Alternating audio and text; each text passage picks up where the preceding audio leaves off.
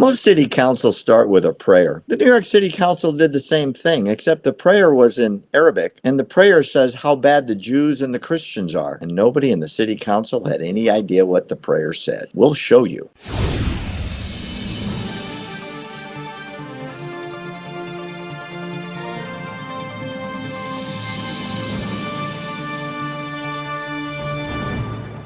As a Christian, I want you to calm down in advance. Okay. I can't believe what I saw when I saw it. Take a breath, belly breathe, lower your blood pressure in advance. Okay. The last thing I want to do is give you a stroke. Almost all city councils, before they have their meetings, especially if it's the start of a month or whatever, will invite in a man of God to make a prayer that they follow the law, they protect people, they act in good conscience and good faith, they treat each other, with brotherhood, the Judeo-Christian biblical admonitions. And I think starting a meeting like that puts everybody in the right frame of mind. That's my personal opinion. I don't know what yours is.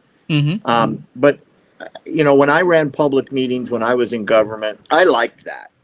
I also like Pledge of Allegiances, because you're reminded of the blessings of this country and the freedoms of this country.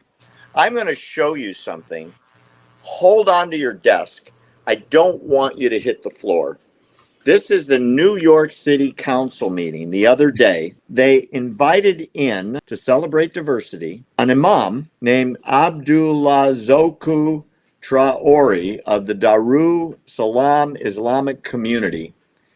He started the city council with this prayer. Stand by. أعوذ بالله من الشيطان الرجيم بسم الله الرحمن الرحيم الحمد لله رب العالمين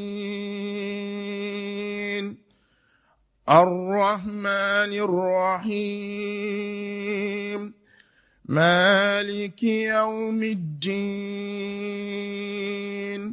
إياك نعبد وإياك نستعين اهدنا الصراط المستقيم صراط الذين أنعمت عليهم غير المغضوب عليهم ولا الضالين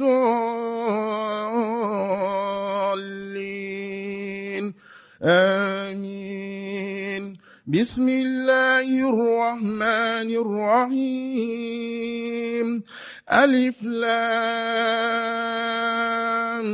ميم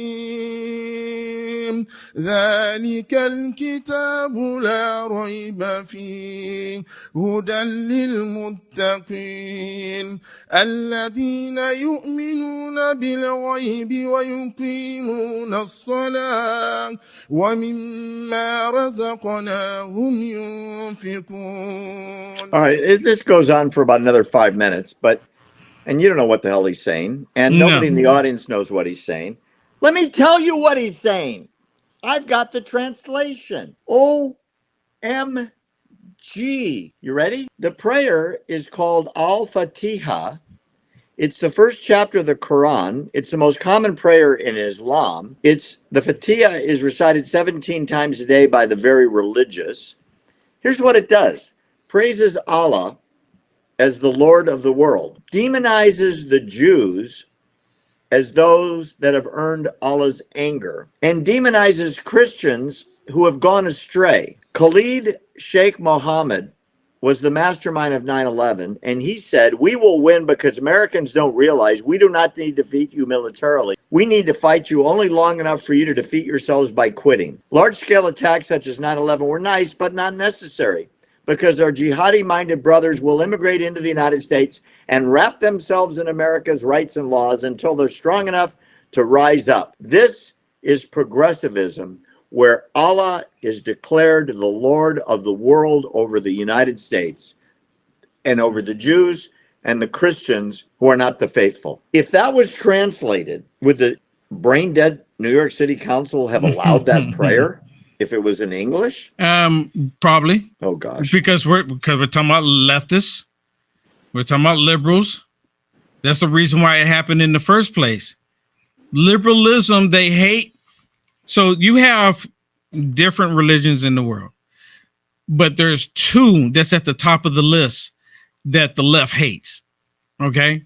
Or not even religion. You're talking about a lifestyle, because it's not even really come down to religion, because being a Jewish person is not a religion. It's a lifestyle. It's who you are.